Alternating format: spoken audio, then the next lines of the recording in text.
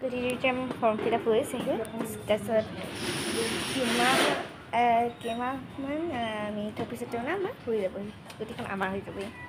তো ইয়াৰ পাপাই পইচা ওলাই আছেহি ইমান পইচা আৰু ওলাবহি চব এই স্কুটিটোৰ কাৰণে সি আমাৰ বহুত ডাঙৰ স্কুটি মানে ইলেক্ট্ৰিক স্কুটি প্ৰথম আমাৰ এবাৰ এনেই আমি মটৰ নৰ্মেল স্কুটিত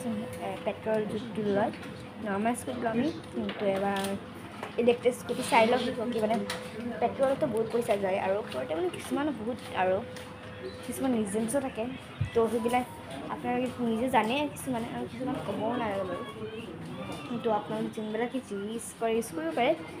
তেতিয়া আমি পইচা তেওঁলোকে হাতে পইচা